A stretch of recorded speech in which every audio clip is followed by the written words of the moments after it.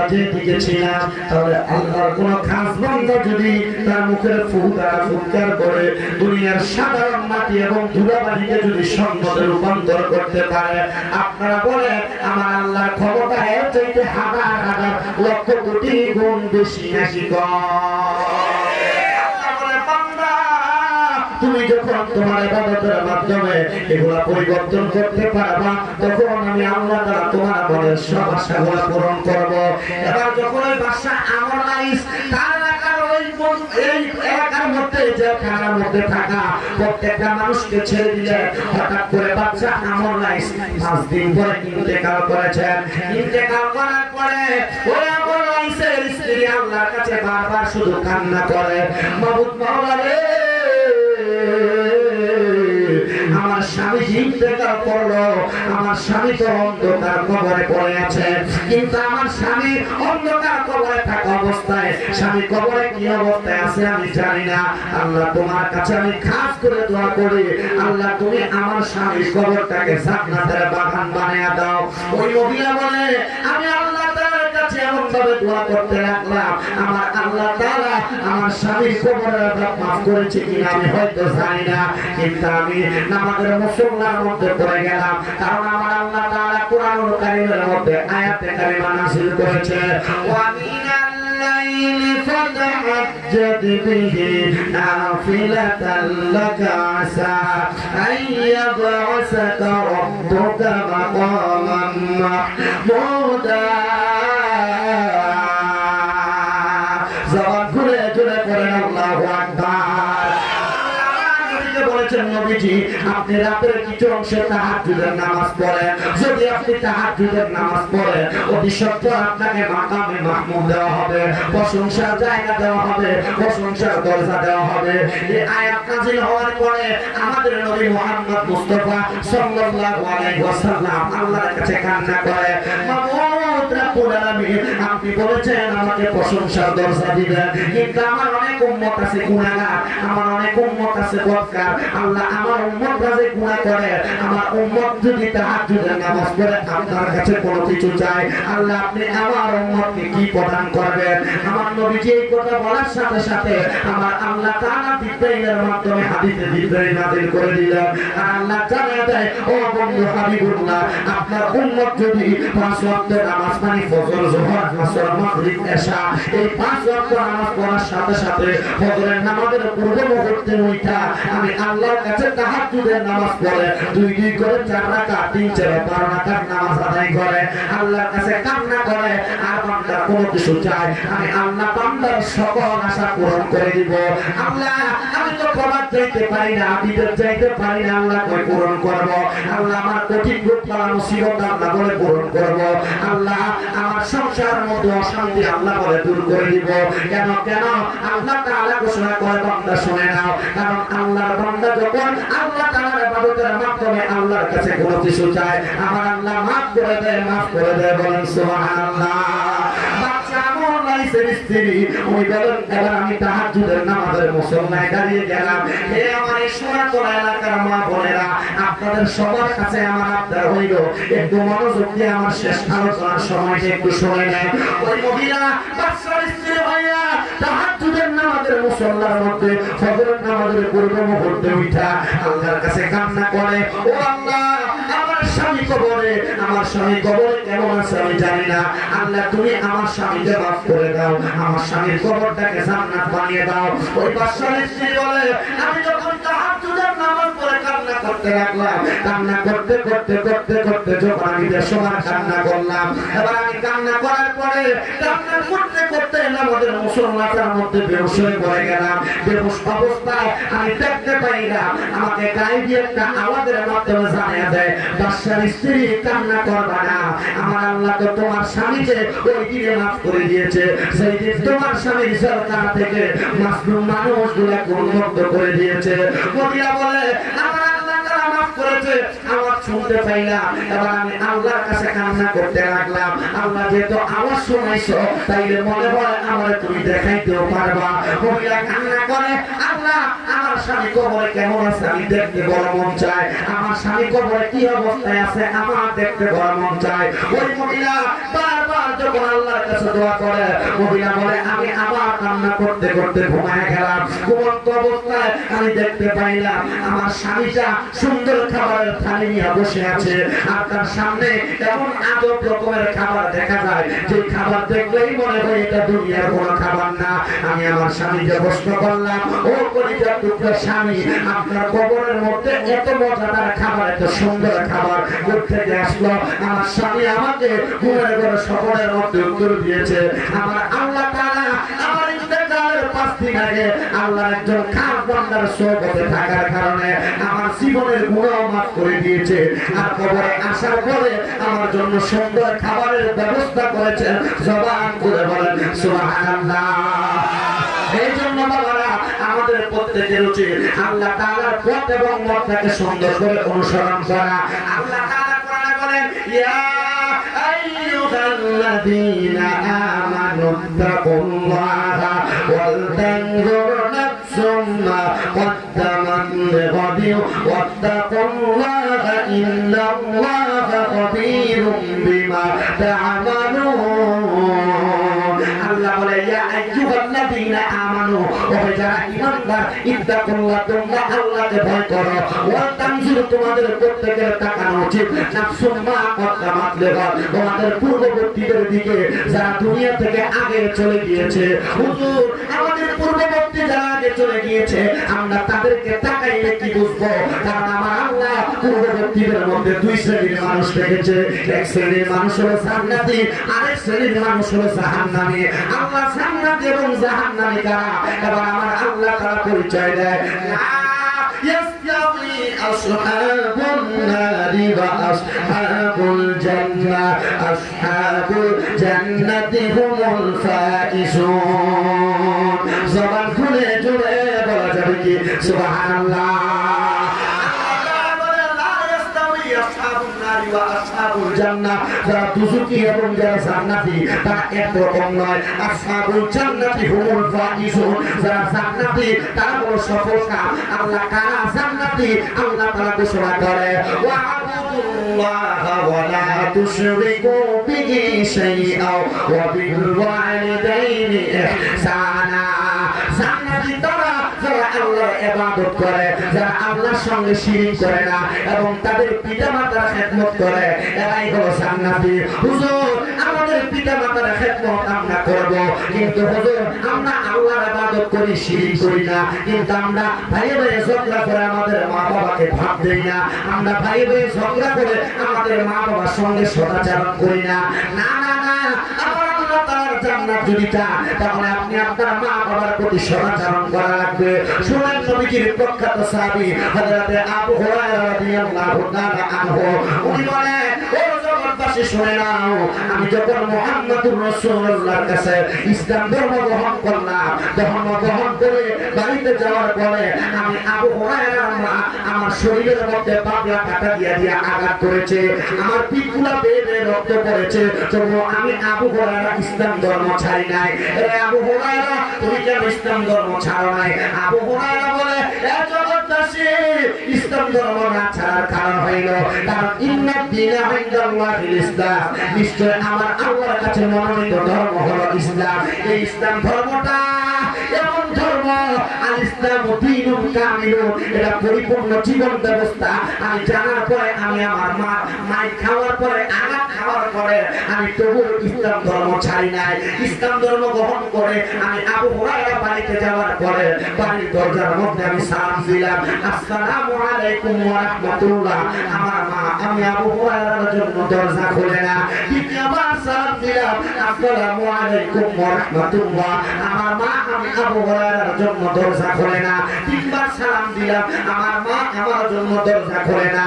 এবার আমি ঘরের দরজায় বসে রইলাম, মা তো মন তো কিছুক্ষণ পরে হলো নরম হয়, আমার মা দরজা খুলে আমাকে ঘরের মধ্যে প্রবেশ করাইলেন।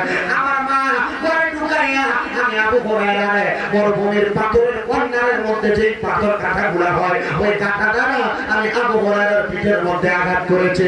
আমার পিঠের মধ্যে বড় পীড়া, বড় যন্ত্রণা, বড় আঘাত লাগতেছিল। আমি আবু হুরায়রা যখনই আঘাত পাইতাম আমি রহমাতুল লিল আলামিন নবীজির দরবারে চলে যাইতাম। এ আবু হুরায়রা নবীর দরবারে কেন যাইতাম? আবু হুরায়রা বলে রহমতের নবীর চেহারা দিয়ে তাকাইলে আমি আবু হুরায়রার পিঠের মধ্যে কাঁটার আঘাত ব্যথার কথা মনে থাকতো না। বলেন সুবহানাল্লাহ। রহমতে আলমে নবী নূরে মুজাসসাম, রহমতে আলম নবী নূরে মুজাসসাম, সাহাবীরা আতরে বানায় ওই নবীজির ঘাম মোবারক, সাহাবীরা আতরে বানায় ওই নবীজির ঘাম। জবান খুলে জোরে বলেন আল্লাহু আকবার।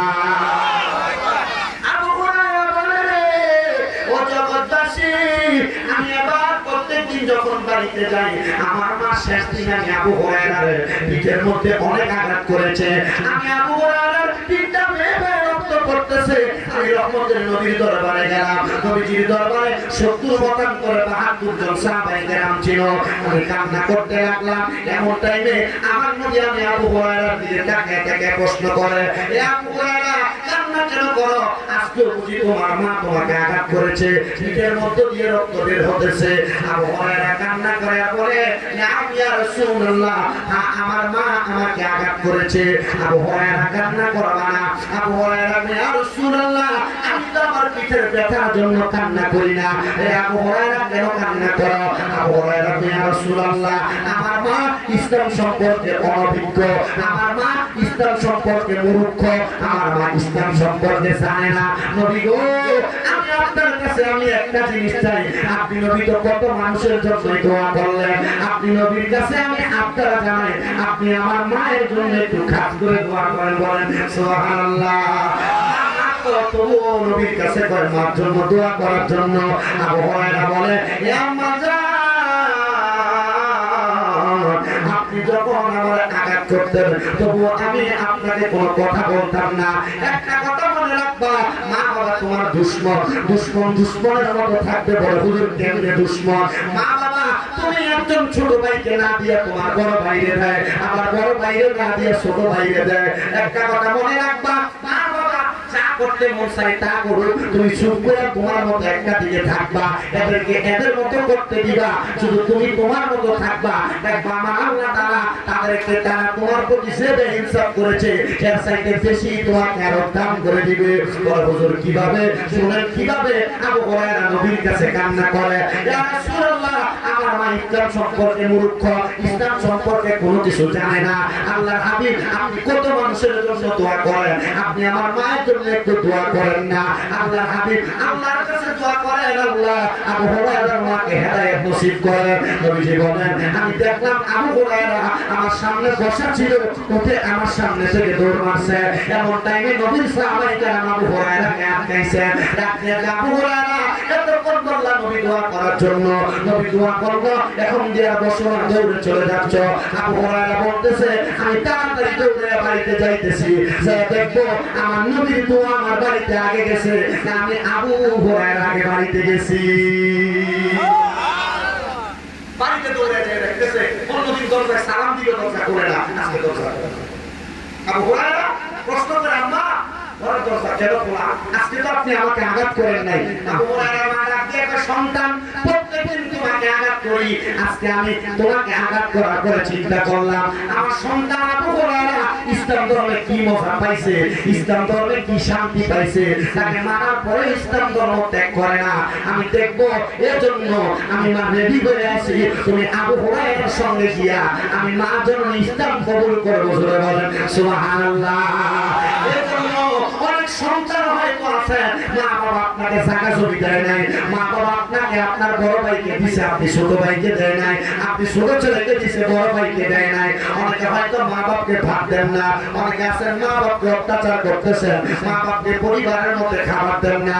আবার এমনও আছে আছে আপনার বউ আপনাকে কথা কথায় বলে তুমি কি তোমার মা বাবার একার সন্তান নাকি তুমি শুধু খাওয়াও তোমার আর দুই ভাই বোন কেন খাওয়ায় না এবার আপনি আপনার মা বাবাকে আলাদা করে দিচ্ছেন আপনার মা এক সপ্তাহ এই করে খাবার খায় আর এক সপ্তাহ ওই করে খাবার খায় কেমন আছে নাকি এলাকায় আছে আপনি আপনার মা বাবাকে সুদা করে দিয়েছেন আল্লাহ দোহাই লাগে কেউ যদি তোমার মা বাবাকে এমন সুদা করে দিয়ে থাকো এ যুবক এ মুরব্বীরা পারলে কাউ তোমার পা আমার সামনে দাও আমি আমার সিদ্ধা দিয়ে তোমার পাটা পরিষ্কার করে দিব তবুও মনে রাখবা মা বাবার সুদা করে দিয়ে থাকলে এখান থেকে বাড়িতে যাইয়া আগে মা বাবার পাটা ধরবা বলবা মা আল্লাহর রাস্তায় তোমার কাছে ক্ষমা চাই আব্বা আল্লাহর রাস্তায় আপনার কাছে ক্ষমা চাই এতদিন আপনাদেরকে খাবার খাওয়াই নাই আমি আমার অভাবের কথা চিন্তা করেছি আর আপনি কোনো ঘরে যে খাবার খাওয়া লাগবে না এখন থেকে আমি সন্তান আপনাদেরকে একা খাবার খাওয়াবো কারণ নবীর হাদিস বর্ণনা করে পাওয়া যায় নবীজি বলতেছে মা বাবার জন্য কোন সন্তান যদি 1 দিরহাম খরচ করে আল্লাহ তাআলা এই দিরহামকে বিভিন্ন মসজিদ মাদ্রাসায় দান সদকা করার চাইতে বেশি সওয়াব দিয়ে ভরপুর করে দেয় জোরে কি বলবেন না সুবহানাল্লাহ এই জন্য সবার কাছে আবদার থাকবে মা বাবার জন্য বেশি বেশি করে খরচ করবা মা বাবার জন্য বেশি বেশি করে খরচ করবা বলে হুজুর আমি তো আমার মা বাবাকে খাবার দেই না আর এখন আমার মা বাবা ইন্তেকাল করে কবরে গেছে সন্তান আম্মা আব্বার কাছে মাপ চাওয়ার সুযোগ তোমার নাই তবে যাদের মা বাবা আছে তাদের কাছে আবদার হইল এখান থেকে বাড়িতে যে মা বাবার পাটা ধরে মাপ চাইবেন যতক্ষণ পর্যন্ত আপনার মা বাবা আপনাকে মাপ করে দিছে না বলছে ততক্ষণ পর্যন্ত পাও ছাড়বেন না কারণ আল্লাহর নবী রহমতের নবী ঘোষণা করে সাখাতুর রাব্বি ফি সাখাতিল ওয়ালিদাইন আম্মা আব্বার অসন্তুষ্টিতে আমার আল্লাহ অসন্তুষ্ট হয়ে যায় রিদার রাব্বি ফি রিদাল ওয়ালিদাইন আম্মা আব্বার সন্তুষ্টিতে আমার আল্লাহ সন্তুষ্ট হয়ে যায় আর শুধু পা ধরে সালাম করা না পা ধরে মাপ চাওয়া না আল্লাহর নবী শিখিয়ে দেয় পারলে আম্মা আব্বার কদমে চুম্বন করবা করছো কিনা জানি না তবে আমি আমার আম্মা আব্বার পায়ের মধ্যে চুমা দিছি বলে হুজুর কেন নবীজির প্রখ্যাত সাহাবী উনি বলেন আমি মদিনায় থেকে থেকে আল্লাহর কাছে দোয়া করেছি আল্লাহ মক্কা শরীফে ইহুদিরা আক্রমণ করেছে মক্কা যদি বিজয় হয় আমি যাই মক্কার চৌকাঠের মধ্যে গিয়ে একটা চুমা দিব আরে মক্কা বিজয় হওয়ার পরে ওই সাহাবী মক্কায় যাওয়ার মতো সামর্থ্য নাই নবীজি মক্কা থেকে হিজরত করে মদিনায় চলে এসেছে সাহাবী নবীজির কাছে বলে ইয়া রাসূলুল্লাহ ইয়া হাবিবাল্লাহ আমি তো মক্কায় যাইতে পারি নাই আমি মনে মনে এরাদা করেছি আল্লাহর কাবা ঘরের চৌকাঠের মধ্যে চুমা খাবো এখন আমার সামর্থ্য নাই মক্কায় যাওয়ার মতো নবী আমার বলতেছে এ পরিচয় টুকরা সাহাবী শুনে নাও বাড়িতে তোমার আম্মা আছে তো বলে ইয়া রাসূলুল্লাহ আছে যাও বাড়িতে যাইয়া আম্মা জানের কদমের মধ্যে চুমা খাইবা আম্মা জানের কদমের মধ্যে চুমা খাইলে আল্লাহর জান্নাতের চৌকাঠের মধ্যে চুমা খাওয়ার সওয়াব পাওয়া যাইবা এই সন্তান কদমে হাত দিয়ে বলি এদেরকে কষ্ট দিয়ে নামাজ পড়বা লাভ হবে না এদেরকে না খাওয়া ইবাদত করবা লাভ হবে না এই জন্য আবদার জানাই এখান থেকে বাড়িতে যে আম্মা আব্বার পাশে শুয়ে সালাম করবা মাপ চাইবা আম্মা আব্বা যেন তোমাকে মাফ করে দেয় জিজ্ঞাসা করো যার মা নাই জিজ্ঞাসা করো যার বাবা নাই এই সন্তান চিন্তা করে বুঝো যাদের বাড়িতে আব্বা আছে তারা বাড়িতে যে বাবার পায়ে ধরে মাপ চাইবো আমার তো বাবা নাই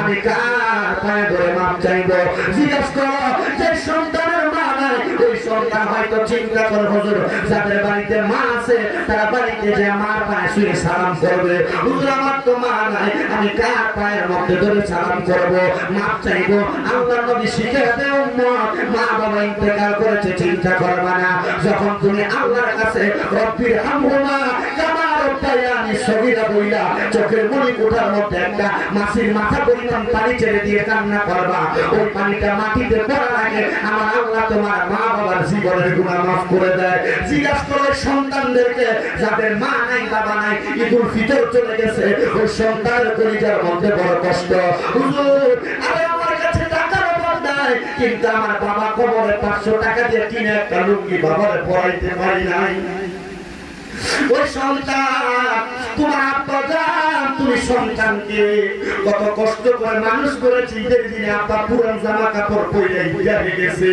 তুমি সন্তানকে নতুন জামা কাপড় কিনা দিছে আব্বারে প্রশ্ন করেছে, আব্বা আপনি কি নতুন জামা কাপড় পরেন না? আব্বা বলতো এখন কি নতুন জামা কাপড় পরার বয়স নাকি? আব্বা অভাবের কথা বলতো না, আর আব্বা ঢাকা করে বলে তুমি সন্তানকে নতুন জামা কাপড় কিনা দিত। আজকে এমন আব্বা অন্ধকার কবরে ওই আব্বা জানলে 500 টাকা দিয়ে কিনলে একটা লুঙ্গি পরাইতে পারো না। মার কাপড়ের আপনাটা ছিঁড়া থাকতো, মা কাপড়ের আপনার মধ্যে 10-5 টাকা বাইরে রাখতো, তুমি সন্তানকে স্কুল মাদ্রাসায় যাইতে দিয়া দিত। সকালবেলা পান্তা ভাত গুলা মা মুখে দিত না। আমার সন্তান রোদ্র থেকে আসবে, আমার সন্তান খাইলে তার কলিজাটা ঠান্ডা হবে। আজকে ওই মা কবরে, ওই বাবা কবরে, সন্তান জানো না কবরে মা বাবা কেমন আছে। এ সন্তান, এখন তোমার সামর্থ্য হয়েছে, সামনে কুরবানির ঈদ আসতেছে, তোমার মা বাবা অন্ধকার কবরে। আগে তোমার মা বাবা কুরবানি দিতে পারে নাই, মানুষের বাড়ি থেকে গোশত আসতে রান্না করে তোমার খাওয়াইছে, সমাজের গোশতটা আসতে মা খাওয়াইছে। আজকে তোমার মা কবরে কুরবানি আসলে তুমি লাখ টাকা দিয়ে গরু কিনা কুরবানি দিবা, কিন্তু তোমার মার মুখে আব্বার মুখে কুরবানির গরুর গোশত তুইলা দিতে পারবা না। মা এমন করেছে, মানুষের বাড়ির গোশতটাকে মা রান্না করে আলু দিয়া ঝোল বাড়ায় রান্না করেছে। মা গোশতগুলা তুমি সন্তানকে দিয়া মা ঝোল আলু দিয়া খানা খাইছে। আজকে তোমার ঘরে কত মেহমান, কত মানুষ খাবার খায়, কিন্তু তুমি তোমার মার মুখে আব্বার মুখে একটু খানা তুইলা দিতে পারো না। আর দিবা কেমনে তোমার মা কবরে, দিবা কেমনে তোমার বাবা কবরে? সন্তানের খাবার কি চিন্তা করলা না? ওই মা ওই বাবা কবরে কেমন আছে? ভালোবাসি তোমায় বাবা, বুকটা যে যাইছি রে, তোমার কথারি হৃদয় মাঝে পড়ছে বারে বারে। বাবা গো, ও বাবা, বাবা গো, ও বাবা। এই সন্তানের দল গত বছর কোরবানির 4 দিন আগে একটা ছেলে আমারে আবুধাবি থেকে কল দিয়া কইছে, হুজুর আমার মা বাবা আমারে বড় কষ্ট করে মানুষ করছে, আমার আব্বা কোরবানি দেওয়ার জন্য ছোট একটা গরু পালতে পালতে 1.5 বছর পালছে। আমার বিদেশ যাওয়ার সময় হওয়ার পরে আমার আব্বা গরুটা বিক্রি করে আমার বিদেশ পাঠাইছে, আমার মায়ের গলার চেনটা বিক্রি করে বিদেশ পাঠাইছে। ঈদের সময় আমি আমার আব্বারে বলছি, আব্বা আপনি ঈদের আগে দিয়া আমার বেতনের টাকা দিয়ে একটা গরু কিনে কোরবানি দিবেন। হুজুর আমি বিদেশ আসার সাথে সাথে আমার মা পরের দিন ইন্তেকাল করেছে। ঈদের 6 দিন আগে আমার আব্বা মারা গেছে। হুজুর আমার ব্যাংকের মধ্যে টাকার অভাব নাই, এখন আমার টাকা পড়ে আছে, কিন্তু কোরবানি দিবে আমার আব্বা তো বেঁচে নাই, আমার মা বেঁচে নাই, আমার মনের মধ্যে বর্ষা, আমার টাকা দিয়ে আমার মা বাবারে আমি আনন্দ দিব। এই সন্তান টাকা পয়সা রাখা দিয়া মা বাবার কষ্ট দিয়া কোনো লাভ হবে না।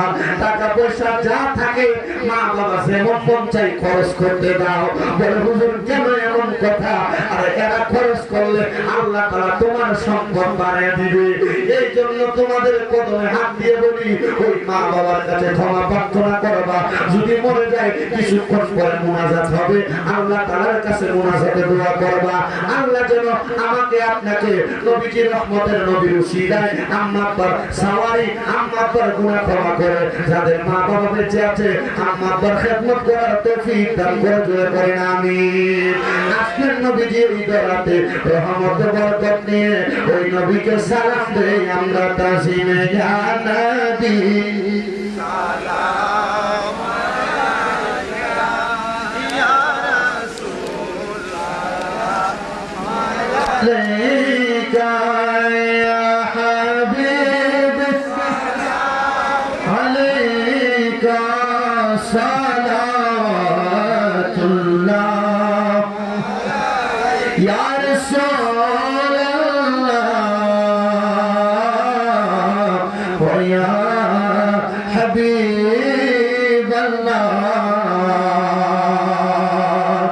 রওজা সে हमको बुला लो,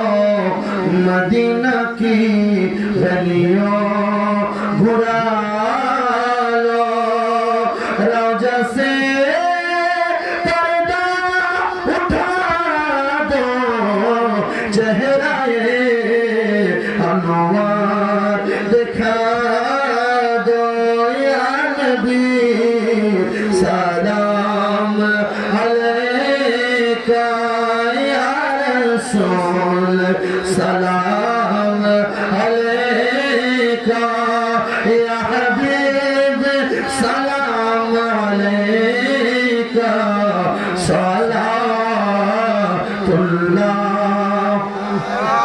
ইয়া রাসূলুল্লাহ ওয়া ইয়া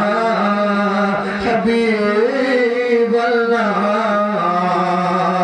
নবী আমরা মরণে থাকিব একা কবরে যাইব একা হাসরে উঠিব একা পাই যেন আপনারি দেখা ইয়া নবী সালাম আলাইকা ইয়া রাসূল সালাম আলাইকা ইয়া হাবিব সালাম আলাইকা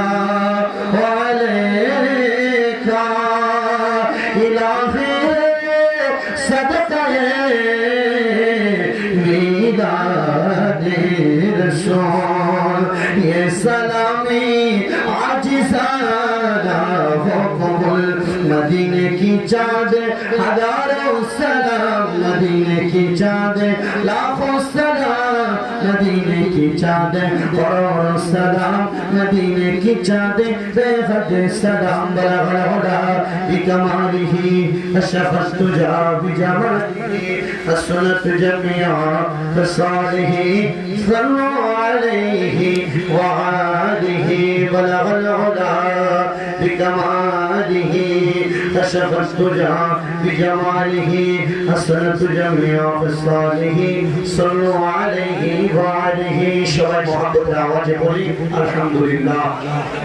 ওজোরে বলি আলহামদুলিল্লাহ আমরা আল্লাহর হাবিবকে সালাম দিয়েছি সালাম নিয়ে অনেক জায়গায় অনেক বিভ্রান্ত এতটুকু মনে রাখবেন আমি আমার অনেক মাহফিলের শ্রোতাদেরকে বলেছি সালাম যদি আল্লাহর হাবিবকে আমরা যেভাবে আমি এখন যেভাবে দিলাম যদি এটা দিলে গুনাহ হবে মনে করেন আমি আল্লাহর কাছে ফরিয়াদ করব আল্লাহ এটা করার কারণে কেউ যদি গুনাহ করে থাকে গুনাহের কারণে আপনি আমার জাহান্নামে দেন আল্লাহ তাআলা মাফ করে আপনাদের গুনাহ না হবে ঠিক আছে না নবীকে মুহাম্মদ সালাম দিছি জিনারাই সালাম দেওয়াকে মনে করেন বিদাত মনে করে বাইরে সেটা মনে করে ওনাদের একজন বড় হুজুর ছিলেন তাদেরকে আছে এমদাদুল্লাহ মহাদের মক্কি রহমাতুল্লাহ আলাইহি উনি বলেন আমি নবীকে সালাম দিতাম মুহাম্মদ আমি নবীকে সালাম দিয়ে শান্তি পাইতাম আমরা নবীকে সালাম দিয়ে মূলত শান্তি পাই এজন্য সালাম দিই তবে এটা বিতর্ক করবে না তারা বিতর্ক করে ওনাদের সাথে কখনো লিপ্ত হবে না আল্লাহ আমাদেরকে বাঁচাক এবং আমাদেরকে রক্ষা করুন ধূমপান করলে সালাত হবে কিনা এই প্রশ্ন আসলে বলতে একটা কথা মনে রাখেন প্রশ্নের উত্তর দেওয়ার মতো বক্তা আমি প্রশ্নের উত্তর দিই না আমার তাদের পক্ষ থেকে নিষেধ আছে তবে কিছু কিছু প্রশ্ন যেগুলো জানা আছে এগুলো বলে দিচ্ছি তবে একটা প্রশ্ন দিচ্ছেন যেটার কারণে তোমাদের বিব্রত হওয়ার অনেক সম্ভাবনা রয়েছে তখন চেষ্টা করে আমার জ্ঞান থেকে দেওয়ার জন্য ধূমপান করলে সালাত হবে কিনা ধূমপান করে মাকরুহ তাহরিম একবার হারাম করছে হারামের কাছাকাছি এই জন্য ধূমপান যারা করে বলছেন এই দুর্গন্ধ থাকার কারণে তার কাছাকাছি ফেরেশতা আসে না এজন্য তার সালাত কবুল হবে কিনা এটার ব্যাপারে সন্দেহ থেকে যায় এজন্য ধূমপান না করাই ভালো করলে সালাত হবে কিনা তার মধ্যে সন্দেহ ঠিক আছে আল্লাহ তাআলা আমাদেরকে রক্ষা করুন স্বামী বিদেশ থাকা অবস্থায় মহিলাদের স্ত্রীদের কিভাবে চলাফেরা করা উচিত এটা আসলে একটা বড় ধরনের ওয়াজ বড় ধরনের ওয়াজ এটা অনেক লম্বা ওয়াজ ভিডিওটা আছে আপনারা একটু কষ্ট করে দেখে নেবেন আমার তবে স্বামী বিদেশ থাকা অবস্থায় স্বামী বিদেশ থেকে মহিলাকে যেভাবে চলার জন্য ডিসক্রিপশন দিবে মহিলা এভাবে চলাফেরা করবে মহিলাদেরকে রক্ষা করতে হবে একটা জিনিস নামাজ পড়া যেমন ফরজ মহিলাদের পর্দা করা তেমন ফরজ ওই মহিলা জামাই বিদেশ গেছে আর ওই মহিলা বাজারে বাজারে ঘুরতেছে আর হবে হবে না তবে পর্দা মেনটেন করে স্বামীদের বিদেশ রুজি-রোজগার করার জন্য চলে গেছে ওই মহিলা পর্দা মেনটেন করে সংসারের খরচ ইনকাম জোগাড় করতে পারবে এটা মনে রাখবেন তবে ওই মহিলা কোনো বেগানা পুরুষের সামনে যাইতে পারবে না এবং স্বামীর অনুমতি ছাড়া স্বামীর অবাধ্য হইতে পারবে না একমাত্র আল্লাহ নবীর হাদিস এটাও প্রমাণ করে কোনো মহিলা চাইলেও স্বামীর অনুমতি ছাড়া যে বাপের বাড়িতেও যাইতে পারে কোথায় যেতে পারে না স্বামীর অনুমতি ছাড়া বাপের বাড়িতেও যাইতে পারে না এখনকার মহিলারা অনুমতি নিবে দূরের কথা আমি আগে ঘুরে আসলে পর আমি কোনো জায়গায় গেছিলাম আছে না আচ্ছা 2 নাম্বার হচ্ছে পীরের পায়ে সালাম করা যাবে কিনা শোনেন একটা কথা মনে রাখেন এগুলো হচ্ছে বিভিন্ন রকমের বিভিন্ন প্রশ্ন পীরের পায়ে সালাম করা সালামের জিনিস আর সেজদা আরেক জিনিস সালাম করা এটা সম্মানের কাজ। সালাম করা আপনি আপনার মা বাবাকে সালাম করেন না, বর্তমান জমানায় অনেক আনন্দের করে এগুলাকে হারাম বেদাত শিরকের সাথে তুলনা করে। তবে আমি হাদিস শরীফ পড়েছি, আবু দাউদ শরীফের হাদিস, আল্লাহ হাবিব সাল্লাল্লাহু আলাইহি ওয়াসাল্লাম বলেছে, নবীজি সাহাবী প্রখ্যাত সাহাবী হযরত আব্দুল ইবনে আমর রাদিয়াল্লাহু তাআলা আনহু বর্ণনা করেছেন এবং হযরত আবু সাঈদ খুদরি রাদিয়াল্লাহু তাআলা আনহু হযরত সাদ রাদিয়াল্লাহু তাআলা সেম হাদিস বর্ণনা করে বলেছেন, আমি নবীজি সাহাবায়ে কেরামকে দেখেছি ওদের দিক থেকে নেমে আল্লাহ হাবিবের কদম মোবারকের মধ্যে সালাম করেছে। আলহামদুলিল্লাহ করেন সালাম করা। তবে সেজদা দেওয়া যাবে? সেজদা দেওয়া কি হারাম? সেজদা দেওয়া কি হারাম? সেজদার মালিক কে? একমাত্র আল্লাহ। এটা মনে রাখবেন। তবে জ্ঞান বাঁচার ব্যাপারে এটা নিয়ে বিশাল আকারে আহলে সুন্নাত ওয়াল জামাতের আকিদা হলো এটা হারাম। জ্ঞান বাঁচার ব্যাপারে কি আকিদা হারাম। তবে হ্যাঁ সেমা একটা আছে, আদিকার সেমা, যেটা কোরআন যাবে এটা আল্লাহ হাদিসের সঙ্গে করবে। তবে এই সেমার বর্তমান জামানায় যে গান বাজনা করে এই একটা মহিলা না মাথার ভিতরে গান বাজনা করে এটা আল্লাহর ওলি নামে, এটা আর কোনো শয়তানি করে। সবাই বুঝতে পারছেন? সেমা যেটা আমাদেরকে হারাম ফাইন উনি আল্লাহ জিকির করতেন। একটা পথ ছিল ভব, বর্তমান জমানায় ভোর বাজার দুই দিক থেকে বাজায় না, দুই দিক থেকে সামরা, এই ডোর বাজানো হারাম, এই ডোর বাজানো কি হারাম। তবে আল্লাহ হাদিস সাল্লাল্লাহু আলাইহি ওয়াসাল্লামের জামানায় যে ভব ছিল কিন্তু একটা তিনটে ঢোলার দেন, এই ভবের ভিতরে এক সাইডে বাঁধানো যেত, আরেক সাইডে বাঁধানো যেত না। এজন্য এটার ব্যাপারে বড় বড় ফতোয়া আছে, এটা হারাম বুঝে রাখবেন। পীরের বাড়িতে গরু ছাগল নিয়ে ভক্তের আগমন এটা কোরআন হাদিস কর্তৃক সমর্থন করে, এগুলো প্রশ্ন, এগুলো হচ্ছে বড় বড় আলেমদের দেওয়া ফতোয়া। শুনেন, পীরের বাড়িতে যে গরুটা নিয়ে যায় এই গরুটাকে পীর খায়। আমি অনেক বড় বড় জায়গায় গিয়েছি, এই গরু পীর খায় না। আমি দেখেছি বিভিন্ন জায়গায়, আমাদের কুমিল্লাতে অন্য কোথায় কি হয় আমি জানি না, কুমিল্লাতে প্রখ্যাত একটা দরবার, যে দরবার শাহ মুক্তার পাশে, ওই দরবারে যিনি পীর ছিলেন হুজুর, উনি আপনাদের দোয়ার বরকতে মাসে 24 দিন রোজা রাখেন। আলহামদুলিল্লাহ বলেন আলহামদুলিল্লাহ। কতদিন রোজা রাখেন? 24 দিন রোজা রাখেন। দ্বিতীয়ত ওই দরবারে কোনো মহিলা যাইতে পারে না, কোনো মহিলা যাইতে পারে না। ওই দরবারের পোস্টারের নিচে লেখা থাকে দরবারে কোনো মহিলা আসা নিষেধ। এবং পীরের সামনে অনেক পরে তবে অনেক বড় ব্যাপারটা আমরা রসুলের দরবারে মহিলারা বায়াত দিতে আসতেন, কোথায় থাকতেন? পর্দা নামালে।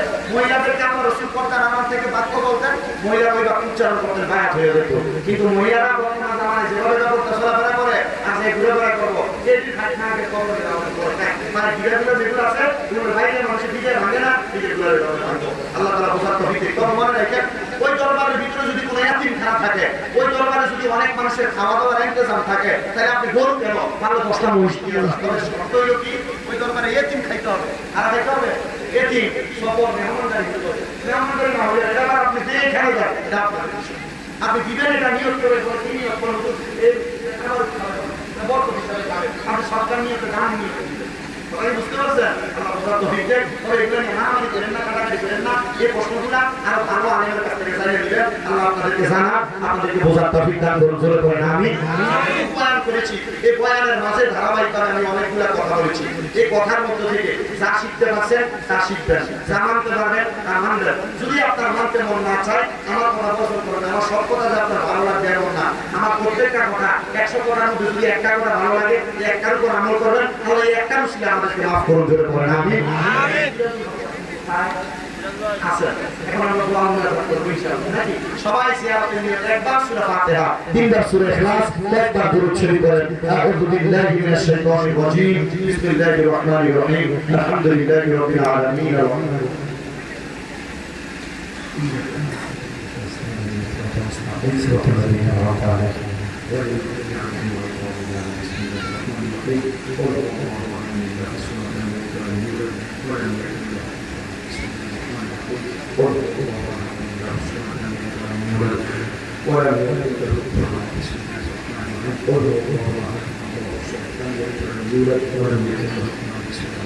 الصلاة والسلام عليك يا رسول الله.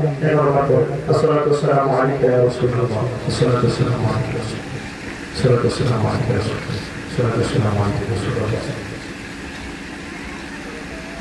الصلاة والسلام عليك يا رسول الله. الصلاة والسلام عليك يا رسول الله. الصلاة والسلام عليك يا رسول الله. الصلاة والسلام عليك يا رسول الله. আমার শেষবার আপনারা যারা এখানে আছেন, মুরব্বী, যুব সমাজ, পর্দার মা বোনেরা, বেশি বেশি আল্লাহর জিকিরের পাশাপাশি নবীজির উপর দরুদ শরীফ পড়বেন। কি পড়বেন? নবীজির উপর বেশি বেশি দরুদ শরীফ পড়বেন। সর্বাবস্থায় উযু অবস্থায় থাকবেন, সর্বাবস্থায়, সব সময় উযু অবস্থায় থাকবেন। রাসূল বলেছেন, উযু অবস্থায় থাকবেন মানে মরণটা শহীদের মরণ হয়।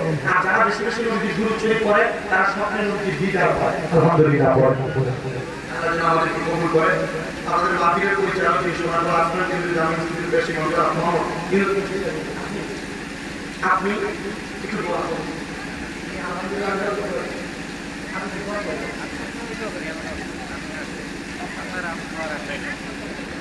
এখানে অনেক সম্মানিত অতিথিবৃন্দ আছেন, সার্বিক সহযোগিতা করেছেন আপনারা এলাকাবাসী, মোহাম্মদ শিবুমাজি, মোহাম্মদ কিচন নিয়ে প্রত্যেকটা সহ বিশেষ অতিথিবৃন্দ, সম্মানিত অতিথিবৃন্দ যারা আছেন সবার জন্য দোয়া করবেন।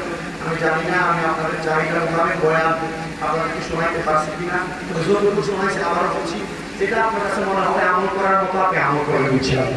আল্লাহুম্মা আমিন, আল্লাহুম্মা আমিন। আলহামদুলিল্লাহি রাব্বিল আলামিন, الصلاة والسلام على رسوله الكريم.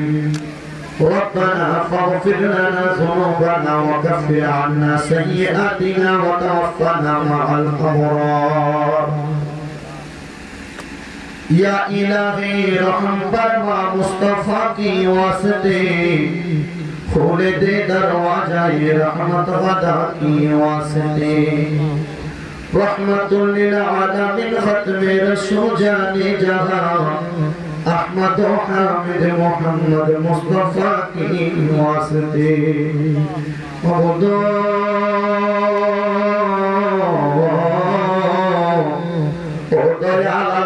একটু রহমতের নজর করে তাকিয়ে দেখেন আল্লাহ, এই গাজীপুর জেলার অন্তর্গত কালিয়াপুর থানাধীন গোহালী ইউনিয়নের সোনাতলা পশ্চিম পাড়া এলাকাবাসীর উদ্যোগে ওয়াজ দোয়ার মাহফিল সাজাইয়া আল্লাহ এলাকাবাসীর উদ্যোগে এই জান্নাতের বাগানের মধ্যে আগন্তুক আমার আলেম ওলামা বাবারা, দাড়ি পাকা মুরব্বী বাবারা, যুবক নওজোয়ান ভাইয়েরা, ছোট্ট ছোট্ট মাসুম বাচ্চারা, পর্দার অন্তরালের আমার মা বোনেরা, আপনার শাহী পাক দরবারে গুনাহগার কাঙ্গালের বেশে দুইখানা হাত বাড়াইছে আল্লাহ।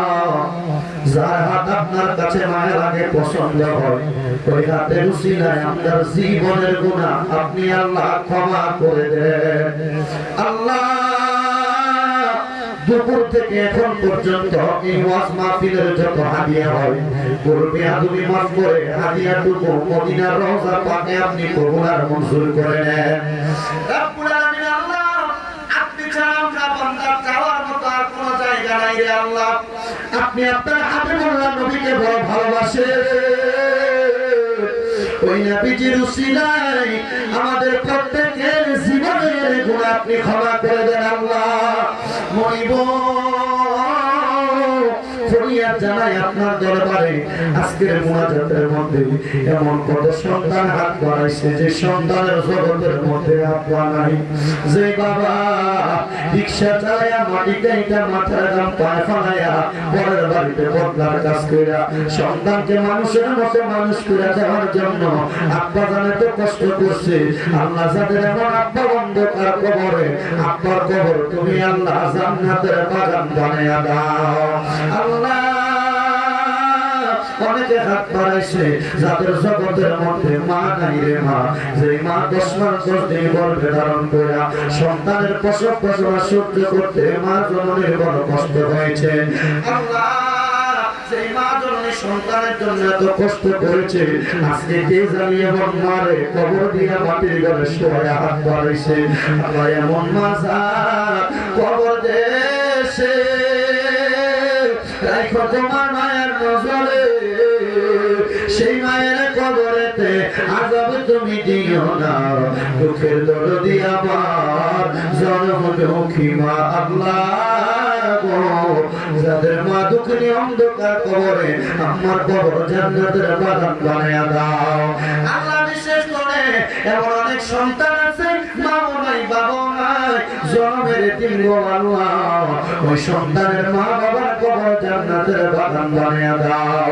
আমায় আব্বা চইলা গেছে আল্লাহ, যারা রে ফালাইয়া তারা রে রাইখা গেছে কান্দিবার লাগিয়া।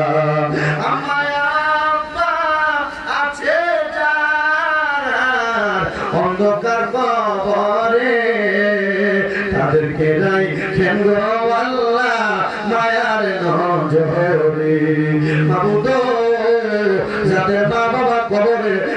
আব্বার কবর জান্নাতের বাগান বানিয়ে দাও যাদের মা বাবা বেঁচে আছে হায়াতে তৈবা নসিব করো আল্লাহ প্রত্যেকের ব্যবসা বাণিজ্য কাজ কর্মে চাকরি বাকরিতে বরকত দান করো যারা পড়ালেখা করে বিদ্যা বুদ্ধি বানিয়ে দাও মানুষ সম্মান ইজ্জতে জিন্দেগি নসিব করে দাও আল্লাহ বিশেষ করে এই গাজীপুর থানা জেলার অন্তর্গত কালিয়াকোট থানাধীন গোয়ালি ইউনিয়নের এই সোনাতলা পশ্চিম পাড়া এলাকার মাহফিলে যারা টাকা দিয়া পয়সা দিয়া শ্রম দিয়া বুদ্ধি দিয়া পরামর্শ দিয়া মাইক দিয়া লাইট দিয়া প্যান্ডেল দিয়া মিডিয়া বাইরা সহ যারা সহযোগিতা করেছে সম্মানিত এলাকার নেতৃত্ব স্থানীয় ব্যক্তিবর্গ প্রধান অতিথি বিশেষ অতিথি আমন্ত্রিত অতিথিবৃন্দ সহ আল্লাহ প্রত্যেককে তুমি কবুল আর মঞ্জুর করে নাও আল্লাহ ফরিয়াদ তোমার দরবারে অনেক প্রবাসী ভাইরা বিদেশ থেকে দোয়া চায় আমার প্রবাসীদের কামাই দিতে বরকত দান করো হায়াতের মধ্যে বরকত দান করো প্রবাসীদের প্রত্যেকটা মনের নেক আশা পূরণ করো আল্লাহ আমার ফিলিস্তিনের গাজার মুসলমানদেরকে হেফাজত দান করো রব্বুল আলামিন সোনার বাংলাদেশের উপর তোমার খাস রহমত বরকত দান করো বাংলাদেশের জন্য যারা প্রশাসনিক রাজনৈতিক ভাবে সহযোগিতা করে প্রত্যেক কর্মকর্তাদেরকে তুমি কবুল মঞ্জুর করে নাও পর্দার অন্তরালে আমার অনেক মা বোনেরা দোয়া চায় আমার মা বোনদের খাস দোয়া তুমি কবুল মঞ্জুর করো আমাদের প্রত্যেকের মনের নেক আশাগুলো পূরণ করো আল্লাহ বিশেষ করে জনাব সিরাজুল হক সাহেব সহ ওনার সঙ্গে এলাকাবাসী মোহাম্মদ শিরোমিয়া মাঝি মোহাম্মদ নিতুল মিয়া কন্ট্রাক্টর সহ যারা যারা সহযোগিতা করেছে আল্লাহ তাদের প্রত্যেককে তুমি কবুল মঞ্জুর করো দিনের পথ মধ্যে কবুল মঞ্জুর করে নাও এই মাহফিল কিয়ামত পর্যন্ত কবুল মঞ্জুর করে আমাদের মরণের আগে বারবার তাওয়াফে বাইতুল্লাহ জিয়ারতে রওজা রাসূলুল্লাহ নসিব করে আমাদের মরণের আগে আখির জবানে মধুর কালেমা পড়ে দিবেন লা ইলাহা ইল্লাল্লাহ মুহাম্মাদুর রাসূলুল্লাহ সাল্লাল্লাহু আলাইহি ওয়াসাল্লাম আসসালামু আলাইকুম ওয়া রাহমাতুল্লাহ